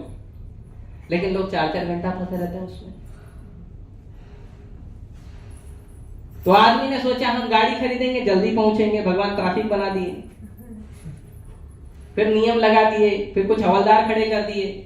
तो बेचारे ने खरीदा था क्यों? सुखी हो जाऊंगा। सुख मिला? दुख मिला। घर खरीदेंगे, सोचेंगे सुखी हो जाएंगे, कुछ दिनों बाद देखेंगे दूसरा घर खरीदा है, बड़ा वाला। आपने खरीदा 1 BHK, उसने खरीदा 2 BHK। फिर वाइफ बोलेगी सुनो जी, उसका घर बड़ा है, हमको भी बड़ा चाहिए। तो अगर आपके दोस्त ने नहीं खरीदा, तो अगर उसके दोस्त ने भी खरीदा तो भी आपको सुनना पड़ेगा, बड़ा घर लेना है। फिर बड़ा घर लेना पड़ेगा। फिर पता चला किसी और मित्र ने और बड़ा घर लिया है, फिर घर लेना पड़ेगा, फिर उसका मेंटेनेंस अलग, सोसाइटी का रेगुलर मीटिंग अलग, उसका हर महीने मेंटेनेंस आ जाएगा। आप रहो ना रहो, 1100, 1500, 1000, 2000, 5000, 10,000 जो उसका मेंटेनेंस रहेगा वो हर महीने बिल आ जाएगा, वो भरो अलग। तो घर खरीदा क्यों? सुख लेने के लिए। मिला? और दूसरा, मनुष्य की इच्छा होती कि मैं हमेशा जिंदा रहूं, कभी मरूं नहीं, हमेशा अमर रहे। कोई व्यक्ति को जाके पूछो जो अस्पताल में बहुत बूढ़ा हो गया है, जर्जर हालत में है, आप उसको पूछो कि अभी कुछ दिनों में तो आप शरीर से, नहीं ऐसे कैसे छोड़ेंगे, अभी हम पोते का शक्ल देखना चाहते हैं। अरे पोता तो है ना, नहीं पोते की शादी देखना चाहते हैं। मरना भी कोई नहीं चाहता। और भगवान कहते हैं कि संसार में ये 2 चीज तो फिक्स है, परमानेंट है। क्या है? मृत्यु और दुख, वो तो मिलेगा।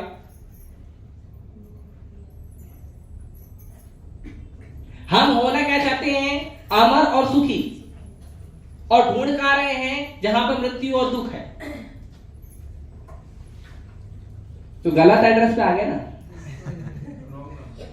रॉन्ग एड्रेस पे आए ना हम लोग। सही एड्रेस कहां है?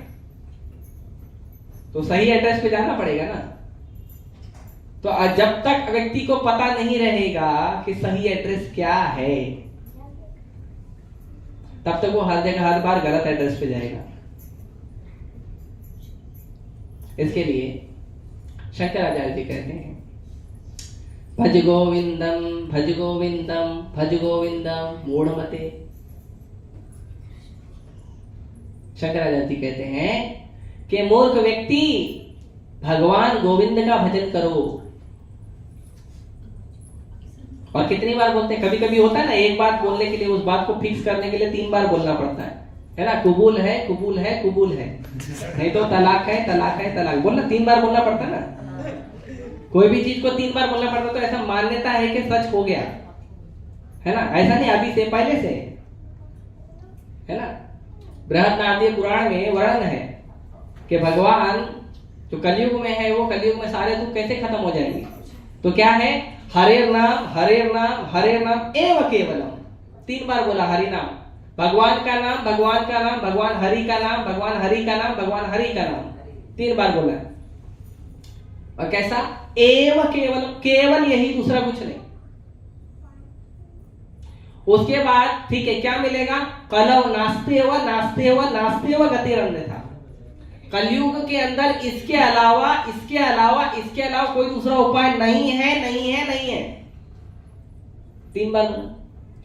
तो शंकराचार्य जी को बोले 3 बार, भज गोविंदम, भज गोविंदम, भज गोविंदम मूढ़ मते, कि केवल भगवान गोविंद का भजन करो और किसी का नहीं। नहीं तो मूढ़ मते, बुद्धिहीन है हम, बुद्धि कम है हमारी। तो क्या होगा इससे? तो कहते हैं यह संसारे बहुत उस्तारे, ये संसार जो है ना बहुत दुखों से भरा हुआ है। कृपया पारे पाही मुरारे, इससे पार चले जाइए। कैसे जाओगे पार? पाही मुरारे, भगवान कृष्ण का शरण लेकर।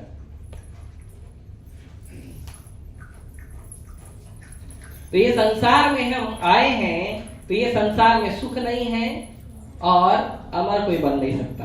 हिरण्यकशिपु गया, Hiranyakashipu first class मेटलिस्टिक man, Prabhupada ji बोलते हैं। हिरण्यकशिपु के पास सब कुछ था, गाड़ी थी, बंगला था, घर था, दुनिया में सबसे बड़ा था। और हिरण्यकशिपु ने घर में एसी नहीं लगाया था। अभी हमको तो गर्मी लग रही तो एसी लगाए हैं। मालूम है हिरण्यकशिपु को गर्मी लगती थी तो क्या करता था? वो सिर्फ ऐसे सूर्य को तिरछी नजर से देखता था और सूर्य अपना ताप कम कर देता था और पवन ठंडी ठंडी हवा चलाना चालू कर देता था। इतना बल था उसका कि इंद्र, चंद्र, वरुण, वायु भी उसके कंट्रोल में थे। इससे ज्यादा पावरफुल कोई है क्या आज के समय में?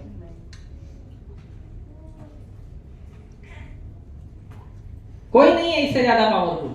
इतना ज्यादा पावरफुल था हिरण्यकशिपु।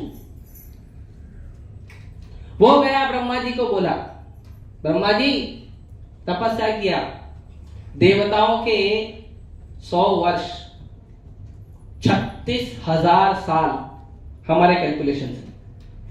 सतयुग में किया था, 1 लाख वर्ष आयु होती थी लोगों की। तो 36,000 साल उसने तपस्या किया। ब्रह्मा जी आए, बोले क्या चाहिए?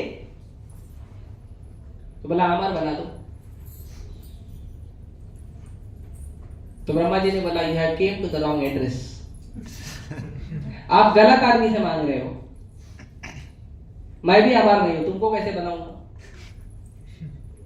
तो फिर अब हिरण्यकशिपु ने अलग से मांगा, फिर इनडायरेक्टली अमर बन गया। इनडायरेक्टली कैसे बना? इंसान नहीं मारे, देवता नहीं मारे, पशु नहीं मारे, ना दिन में मरू ना रात में मरू, इनडायरेक्टली अमर बनने का प्रयास किया, फिर भी भगवान ने मार दिया। हिरण्यकशिपु जैसा पावरफुल आदमी अमर नहीं बन सकता। हम प्रयास करते हैं अमर बनेंगे, कभी नहीं मरना है।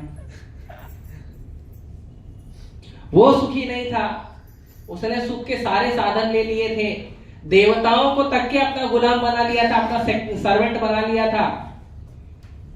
देवता तक के, कोई इसके घर में सब्जी काटता था, कोई इसके घर में झाड़ू लगाता था, देवता तक के उसके घर में सेवा करते थे। इतना पावरफुल आदमी, लेकिन एक व्यक्ति से वो दुखी था, प्रहलाद महाराज। क्यों? क्योंकि हरे कृष्ण जप करता था। बस प्रहलाद महाराज का कोई दोष नहीं था, पिताजी को प्रणाम करता था, दंडवत करता था, प्रेम से बात करता था, लेकिन उसका एक ही दोष था, क्या? हरे कृष्ण जप करता था। प्रभुपाद जी कहते हैं कि आप हरे कृष्ण जैसे जप करोगे ना, बिना इनविटेशन दिए कुछ लोग आपके दुश्मन बन जाएंगे। हाँ, हरे कृष्ण को जप करो, आपका दोस्त, आपका मित्र, आपका बंधु, आपका कोई रिश्तेदार, ये हरे कृष्ण भी जप करो, ये नहीं जप करने का। हरे कृष्ण वाले बनने का नहीं। प्रभुपाद जी कहते हैं दुनिया का तो बात छोड़ो, खुद का बाप उसका जो है शत्रु बन गया। क्यों? क्योंकि केवल उसका एक ही दोष था। क्या दोष था? प्रहलाद महाराज हरे कृष्ण जप करता था, और क्या दोष था? और कोई दूसरा दोष तो था? तो बस एक ही दोष की वजह से पिताजी तक के शत्रु बन गए। विभीषण का भाई शत्रु बन गया। कौन कौन शत्रु नहीं बन सकता? तो इसके लिए भजन पर ध्यान दीजिए। शत्रु बहुत लोग बनेंगे, भजन करिए। प्रहलाद महाराज ने क्या किया वो करिए, विभीषण ने क्या किया वो करिए। भगवान आपको कृपा करें। तो हम सुख ढूंढ रहे हैं और अमर होना ढूंढ रहे हैं गलत एड्रेस पे। जब हिरण्यकशिपु अमर नहीं बन सका, जब रावण अमर नहीं बन सका, जब इतने सालों से वैज्ञानिक लोग प्रयास कर रहे हैं वो अमर नहीं बन सके, तो कोई कैसे अमर बनेगा? क्योंकि वो लोग जितना प्रयास कर रहे हैं वो कर रहे हैं कहां पे? गलत जगह पे। पृथ्वी का नाम है मृत्यु लोक, और मृत्यु लोक पे वो अमर बनना चाहते हैं। पृथ्वी को भगवान ने कहा दुखालय, और दुखालय में वो सुख ढूंढ रहे हैं। तो गलत एड्रेस पे है। तो सही एड्रेस कहां मिलेगा? कौन बताएगा सही एड्रेस? हाँ, तो बताएगा कौन? तो जो व्यक्ति को सही एड्रेस मालूम है वो बताएगा ना। अभी आपको कहीं जाना है, मान लो आप यहां से नीचे उतरे, किसी को जाना है, किसी को अंधेरी जाना है, किसी को विलेपाले जाना है, किसी को सांताक्रूज जाना है, किसी को जोगेश्वरी जाना है, वो मलाड जाना है किसी को। मान लो अगर कोई व्यक्ति आपको किसी को जाना है तो आप नीचे उतरोगे तो आप अपने स्टेशन का नाम पूछोगे, तो कौन बता सकता है सही एड्रेस? जिसको सही एड्रेस मालूम होगा वो बताएगा ना। अब जिसको मालूम नहीं, जो कभी गया ही नहीं है, जोगेश्वरी, मलाड, सांताक्रूज कभी गया ही नहीं, वो थोड़ी बताएगा। वो तो बोलेगा आप आगे जाइए, बाहर जाइए, बाहर बस पकड़ ली। कौन सा बस पकड़ू वो मालूम नहीं।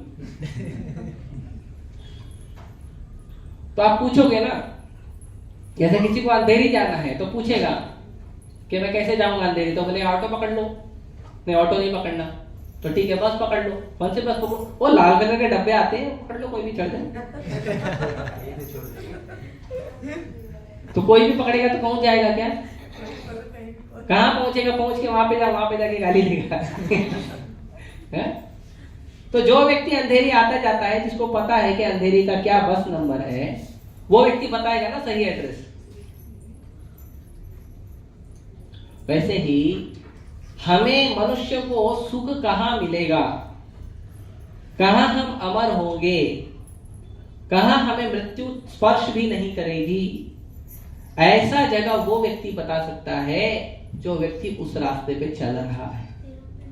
अपने मन से प्रयास करेंगे और यहाँ वहां से कोई अपने मन मौजी कोई बाबा, आजकल बहुत सारे, इंडिया जो है ना वो फैक्ट्री है, मालूम है? इंडिया में गाड़ी नहीं बनता, बड़ी बड़ी गाड़ियां, मतलब इंडिया उसके लिए जाना नहीं जाता। बनता है आज तो बहुत कुछ बनता है, लेकिन इंडिया उसके लिए जाना नहीं जाता। बड़ी बड़ी गाड़ियों की फैक्ट्री, बड़ी बड़ी जो बिल्डिंग की जो मशीनरी है उसके लिए नहीं जाना जाता। इंडिया में एक ऐसी फैक्ट्री है जो पूरी दुनिया में कहीं नहीं है और कोई बना भी नहीं सकता उस फैक्ट्री को। मालूम है क्या चीज की फैक्ट्री है? भगवान बनाने की फैक्ट्री है। हर कोई छोटे मोटे गांव से कोई ना कोई खड़ा हो जाता है, बाबा 108, 1008 मंडलेश्वर, महामंडलेश्वर, महामंडलेश्वर, महाराज बाबा। तो साधु और भगवान बनाने की तो भारत फैक्ट्री है, कहीं से भी कोई खड़े हो जाता। उसको शास्त्र का ज्ञान हो या ना हो, नाम के आगे लिख देंगे आचार्य। तो भारत में तो है ऐसा, भारत में ही बनते हैं ऐसे। आप जाओ विदेशों में कोई नहीं मिलेगा आपको। विदेशों में आप नहीं देखो कोई गली कुछ से कोई भगवान खड़ा हो गया है या कोई साधु खड़ा हो गया है, अब मैं साधु हूं, अब मैं भगवान हूं। नहीं, भारत में, क्योंकि भारत में लोग शास्त्रों का थोड़ा बहुत अध्ययन करते हैं। लेकिन ऐसे बहुत से लोग मिलेंगे। तो भी आपको पता करना है कि इन साधुओं में जो व्यक्ति सच में उस मार्ग पर चल रहा है वही आपको मार्ग दिखा सकता है। दूसरा कोई नहीं दिखा सकता। ऐसे बहुत सारे बाबा हैं, बहुत सारे आचार्य हैं, आप जाओगे ना उनको बोलोगे क्या करें। एक बाबा हुए, मैं आपको उनके लक्षण बताऊंगा, आप उसका नाम बता पाओगे। एक बाबा हुए, उनको पूछे कि हमारे जीवन में कृपा नहीं आ रही है, तो उनको पूछे कैसे कृपा आएगी, तो उन्होंने पूछा कौन सा चटनी खाते हो समोसे के साथ। उसने कहा हरी चटनी खाते हैं। तो कहा समोसे से लाल चटनी खाओ, कृपा आना चालू हो जाएगी। आप लोग जानते हैं। तो ऐसे लोग तो आध्यात्मिक गुरु बन जाते हैं, जो चटनी चेंज करने से कृपा ट्रांसफर उनके जीवन में खुद को कृपा है कि नहीं मालूम नहीं, आपको चटनी चेंज करके कृपा दे देंगे। तो ऐसे गुरु, ऐसे साधुओं के पास होना चाहिए। वो अंडे की चटनी खा रहे जेल में, हाँ अंडे की चटनी जेल में जाके खा लेते। हाँ, जो भी है वो खुद खाते होंगे, लाल चटनी कृपा आती होगी, इसलिए बोला होगा। तो ऐसे साधु, ऐसे लोगों के पास नहीं जाना है। किसके पास जाना है? भगवान कृष्ण बताते हैं भगवद गीता में। अर्जुन ने पूछा भगवान what is the process to know you, आपको जानने का, भक्ति करने का क्या प्रोसेस है? अरे आपको भी बताएंगे, आप टेंशन मत लो। वो टेंशन ले रहे हैं, मालूम नहीं पड़ा अभी तक, पूरा लेक्चर सुन लिया। तो जो प्रोसेस है वो क्या प्रोसेस है? भगवान ने कहा तद विद्धि प्रणिपातेन परिप्रश्नेन सेवया उपदेक्षन्ति तद ज्ञानम ज्ञानिनः तत्वदर्शिनः। भगवान ने कहा कि प्रोसेस क्या है? सबसे पहला क्या करना है? प्रणिपातेन, जो व्यक्ति के पास आप जा रहे हो ज्ञान अर्जन करने के लिए, सबसे पहले उसको प्रणाम करिए। तो कोई बोलेगा हमको पता नहीं वो ओरिजिनल है कि बोगस है, तो भी प्रणाम तो कर सकते हो ना, प्रणाम करिए। प्रणाम करने के बाद परिप्रश्नेन, प्रणाम करने के बाद उससे प्रश्न पूछिए, आंख बंद करके स्वीकार मत करिए। वैदिक सिद्धांत में, वैदिक विज्ञान में कहीं भी आंख बंद करके स्वीकार करने के लिए नहीं कहा गया है। कहा गया है प्रश्न पूछिए। जितने भी गुरु शिष्य परंपरा हुई है, लोगों ने प्रश्न पूछा है। एक भक्ति का मुझे परंपरा, एक भक्ति का समुदाय या एक भक्ति का कोई भक्त या गुरु दिखा दो जिसने प्रश्न नहीं पूछा हो, ऐसा हो ही नहीं सकता। अर्जुन साक्षात भगवान से प्रश्न पूछ रहे हैं, ब्रह्मा जी भगवान से प्रश्न पूछते हैं। श्रीमद् भागवतम पूरा प्रश्न और उत्तर से भरा हुआ है। तो प्रश्न तो हर जगह पूछने के लिए कहा गया है, तो प्रश्न पूछना बहुत महत्वपूर्ण है। तो जब आप जाओ किसी साधु के पास तो प्रश्न पूछो। पहला तो प्रश्न ये पूछो कि आप जो भक्ति कर रहे हैं और जो भक्ति हमें देने वाले हैं, ये जो भक्ति है ये किसी गुरु परंपरा में है क्या? पहला प्रश्न ये, क्या आप सही गुरु परंपरा में हैं? अरे हम कैसे बोले हमारे गुरु हैं, ऐसे कैसे गुरु हो गए? जब तक आपका प्रश्न उत्तर नहीं हुआ, उनसे बिना प्रश्न उत्तर के गुरु कैसे हो गए? वो गुरु तो तब होंगे जब आपने प्रश्न पूछा और उन्होंने सही सही उत्तर दिया है, तब ना वो गुरु होंगे। आपने उनको गए दंडवत किए, उन्होंने आपको कुछ प्रसाद दे दिया, कुछ सोना दे दिया, चांदी दे दिया, विभूति दे दिया, वो आपके गुरु हो गए। तो आप गुरु के पास गए थे ना, सुपरमार्केट या किसी दुकानदार के पास गए थे। तो गुरु मतलब जो आपको सही भगवान का ज्ञान दे, जो आपको गुरु शिष्य परंपरा से जोड़े, वो गुरु है। तो परिप्रश्नेन, फिर जब प्रश्न पूछने के बाद जब आपको कंफर्म हो जाए कि ये गुरु सही है, ये सही गुरु परंपरा में है, ये गुरु जो है वो हमें हमारे आध्यात्मिक जीवन में सही सही आगे लेके जाएगा, तो क्या करना है? फिर करना है सेवया, फिर उसका सेवा करना है। पैसा देके ज्ञान नहीं लेना है।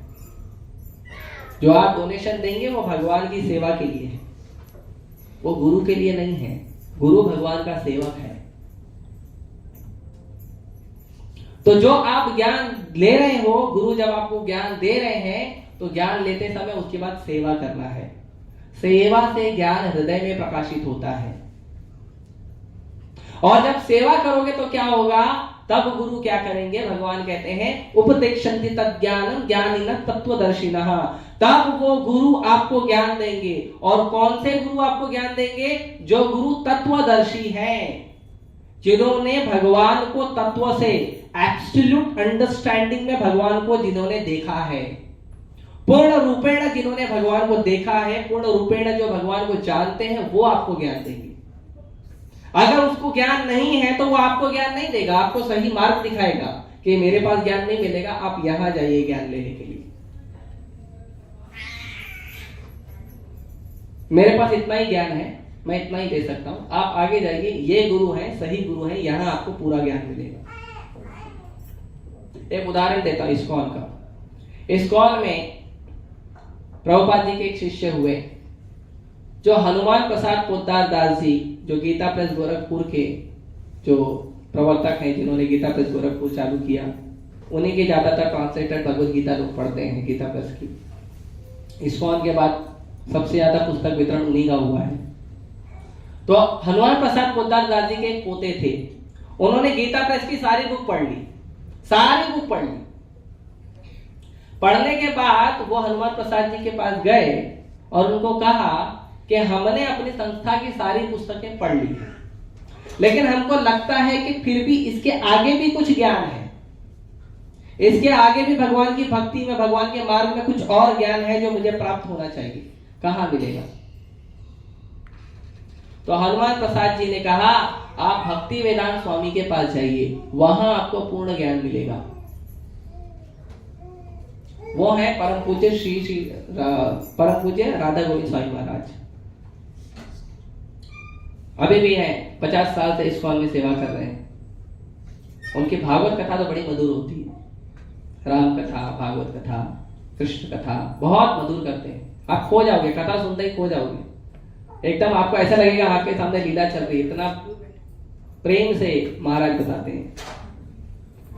तो ये गुरु का कार्य है, आपको अगर ज्ञान है तो ठीक है, नहीं है तो आप आगे मार्ग दिखाइए, लोगों को धोखा मत दीजिए, क्योंकि आपको थोड़ा पैसा मिल रहा है, क्योंकि आपको थोड़ा नाम मिल रहा है, क्योंकि आपको थोड़े फॉलोवर मिल रहे हैं, इसीलिए लोगों को धोखा मत दीजिए। आप उस सही गुरु के पास उसको ले जाकर दीजिए। अगर आप ऐसा करोगे तो भगवान आपको भी कृपा करेंगे, आपको भी ज्ञान की कृपा करेंगे। तो मनुष्य जीवन का उद्देश्य है सही जीवन को चुनना, दुख भरा और मृत्यु भरा जीवन नहीं चुनना। इस सृष्टि में कोई भी ऐसा नहीं है जो नहीं मरेगा, ऐसा कोई नहीं है।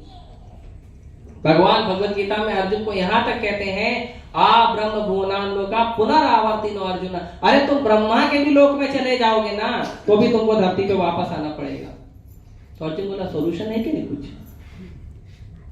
भगवान कहे मां उपेत्य तु कौन्तेय पुनर्जन्म विद्यते, लेकिन अगर तुम मेरी भक्ति करोगे तो तुमको दूसरा जन्म नहीं मिलेगा। और कई सारी जगह भगवत में बहुत बार भगवान ने बोला है कि तुम मेरी भक्ति करो, तुमको दूसरा जन्म नहीं मिलेगा।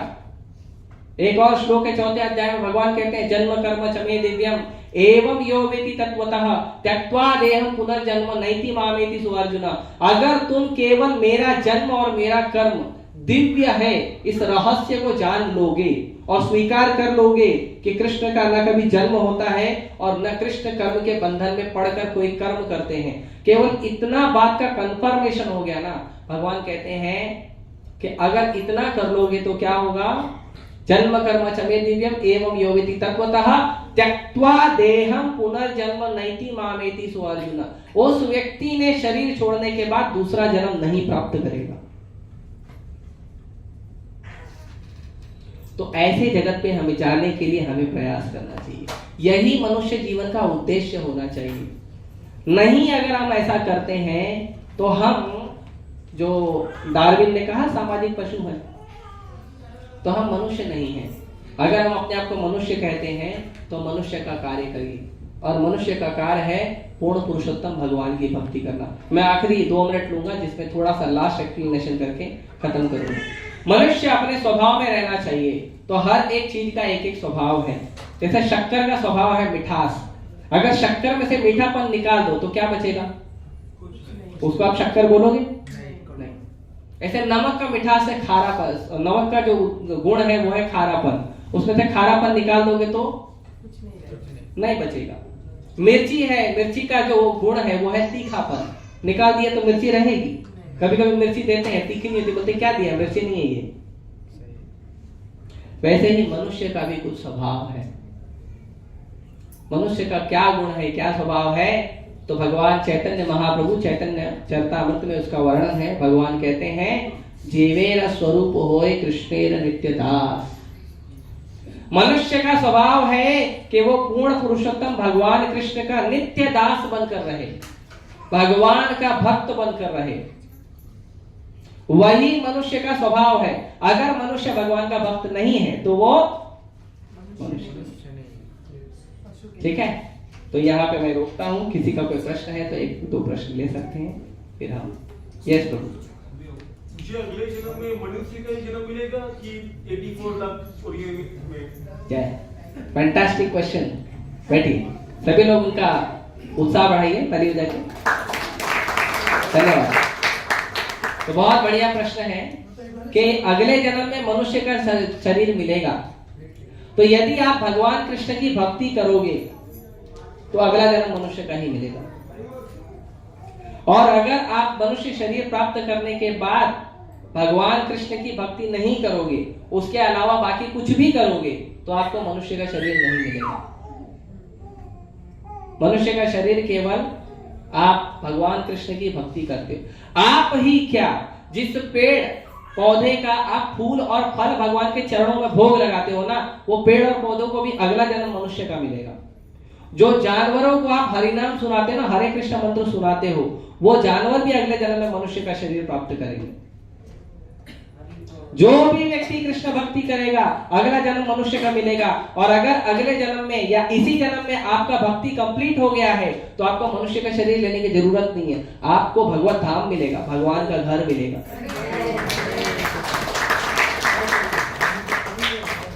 आप सीधे भगवत धाम जाओगे। तुकाराम महाराज को लेने के लिए तो स्वयं गरुड़ जी आए थे, ध्रुव महाराज को वैकुंठ विमान लेने आए थे, अजामिल को वैकुंठ विमान लेने आया था। तो आपको भगवान के घर से, भगवान के जो रिश्तेदार है वो आएंगे आपको लेने के लिए। आप भगवान के घर जाओगे, भगवान के पार्षद बन के रहोगे और नित्य वहां रहोगे। वहां कोई मृत्यु नहीं है, वहां कोई दुख नहीं है, वहां कोई बीमारी नहीं, वहां कोई बुढ़ापा नहीं है, वहां कोई जन्म नहीं है, वहां केवल आनंद है। तो यदि आप कृष्ण भक्ति करोगे तो मनुष्य शरीर मिलेगा। अगर आपका भक्ति पूरा नहीं हुआ है तो, भक्ति पूरा हो गया तो भगवत धाम जाएगी, आनंद करेगी। और कोई प्रश्न? भक्ति पूरा होने का पर्पस क्या है? भक्ति पूरा होने का मतलब है कि आप भगवान कृष्ण को पूरी तरह से समर्पित भक्त बनो, वो है भक्ति पूरा होने का मतलब। हमारे मन में कोई दूसरी अभिलाषा नहीं होनी चाहिए। रूप गोस्वामी कहते हैं अन्य अभिलाषिता शून्यम ज्ञान कर्मादि अनावृतम अनुकूलेन कृष्णानुशीलन भक्तिरुत्तम।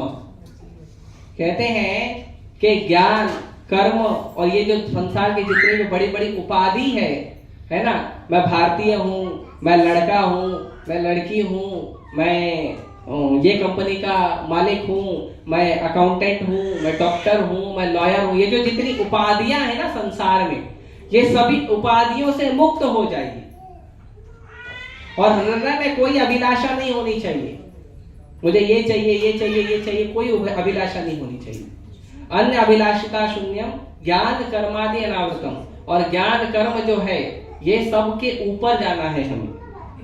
तो जब हृदय में कोई अभिलाषा नहीं होगी, जब कोई ज्ञान कर्म का कोई भाव नहीं होगा, तो क्या होगा? अनुकूलेन कृष्णानुशीलनम भक्तिरुत्तम। कि फिर क्या करोगे? आप भगवान कृष्ण की भक्ति के लिए जो चीजें अनुकूल है वो करोगे, वही भक्ति है। इसके अलावा जो कुछ भी करते हैं वो भक्ति नहीं है। तो अगर उसके बावजूद अगर आप नहीं इस स्तर पे पहुंचे हो तो भी भक्ति करते रहो, भक्ति करते करते उस स्तर पे पहुंच जाओगे। ठीक है, आज आप जिस भी स्तर पे हो, हरे कृष्ण मंत्र जप करो, भगवत गीता पढ़ो, भगवान का प्रसाद खाओ, ऐसे भगवान के भक्तों के संग में आओ, भागवत कथा करो, भागवत चर्चा सुनो, आप धीरे धीरे शुद्ध हो जाएंगे, धीरे धीरे हो जाएंगे। और शुद्ध होने के बाद भी यही करते हैं, क्योंकि तब इस पर रस आने लगता है। ठीक है, हरे कृष्णा कृष्णा कृष्णा कृष्णा हरे हरे, हरे राम राम राम